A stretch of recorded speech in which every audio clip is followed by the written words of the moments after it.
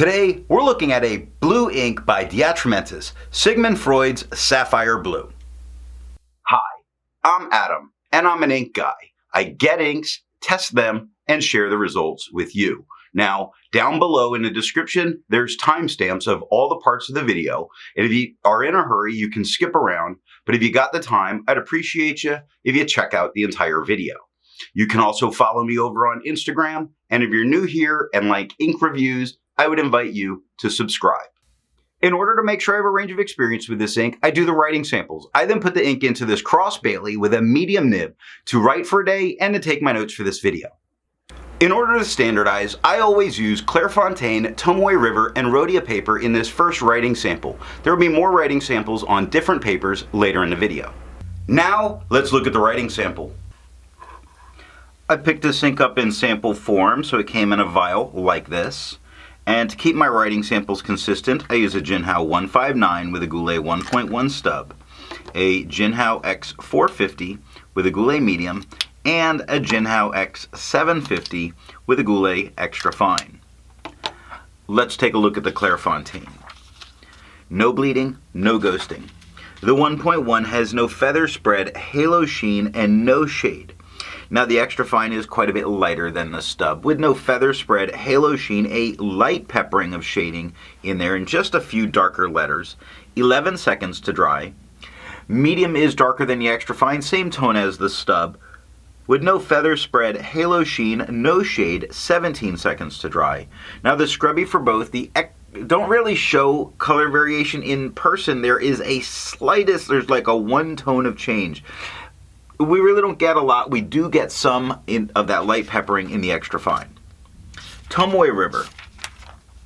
No bleeding, normal Tomoe River ghosting.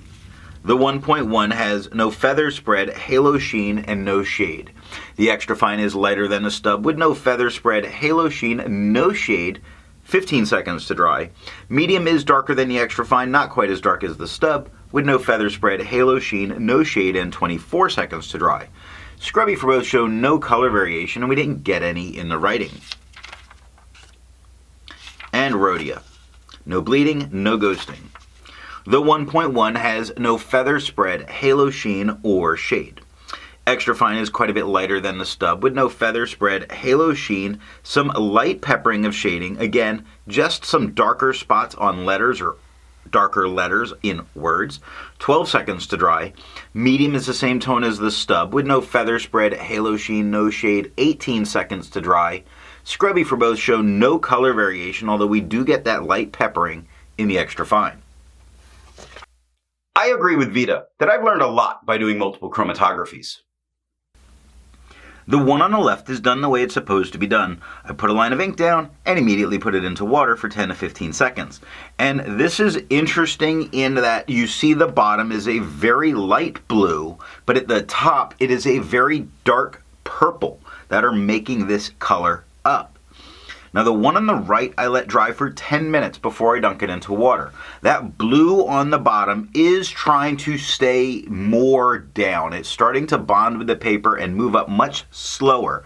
However, the dark purple that's at the top, really not moving any differently. So I expect that there's a chance for the blue to try and hold on, but that purple is going to be a blowout color. Resistance tests are done to see how well this ink can be expected to perform on the page, and more importantly, how hard it might be to clean from your pen. I let the smear dry for 3 days before testing it.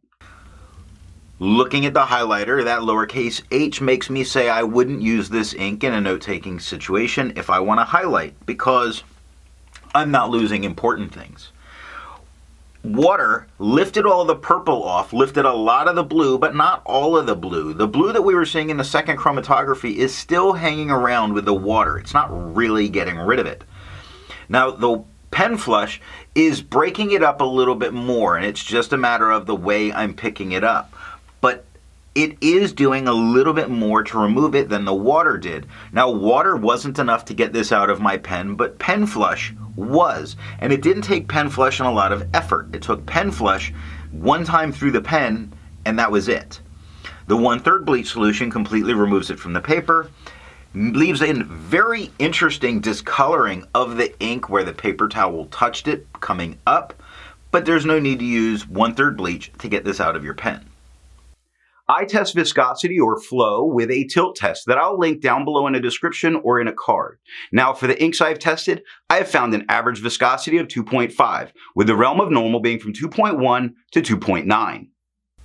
The Atramentis Sapphire Blue has a viscosity of 2.21, making it normal. To find my average dry times, I use my writing samples done on Clairfontaine, Tomoe River, and Rhodia paper. I average all of those. Now for the inks I've tested, I've found an average dry time of 17 seconds, with the realm of normal being from 13 to 21 seconds. The Atramentis Sapphire Blue has an average dry time of 16 seconds, making it still normal. Instead of finding inks that look like the Atramentis Sapphire Blue, I would prefer to find an ink that complements its color on the page.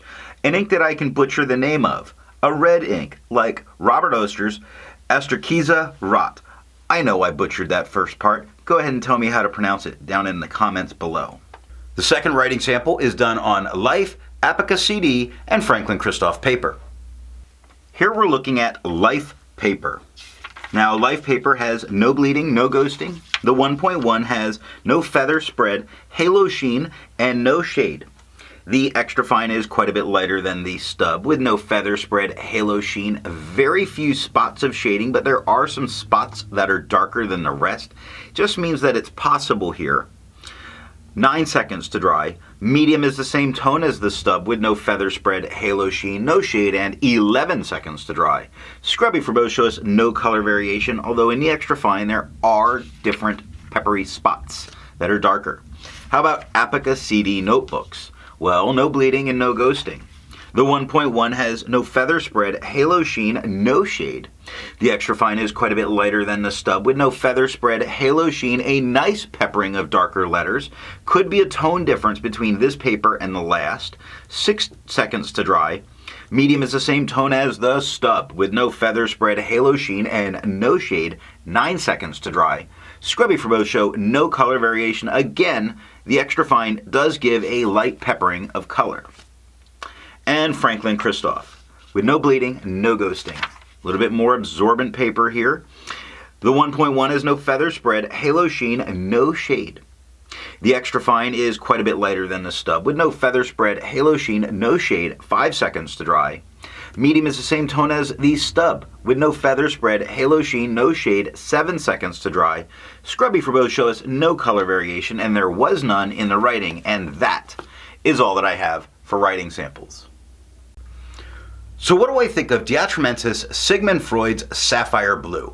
There's kind of a purple lean that seems to show up in the swatch, but not so much in the writing. In the writing, it's still very much a blue. It's a darker blue, a little bit darker than I would prefer, and it makes me feel like I might have a problem with my mother. Like, I need to lean back, have a conversation, blame her, or not. You know, Jewish guilt. So what nib and pen are going to give the best writing experience with this ink? There is a little bit of shading that you can get with a medium flow fine pen. And if that's what you're after, that's great. But for me, I would just go ahead and go with a wet medium or wet fine and enjoy the dark blue for as it is. If you've enjoyed this video, remember, I like thumbs up, you like thumbs up, everybody likes thumbs up. Unless you didn't like it, then give me the thumbs down. Both are good. Thanks for watching.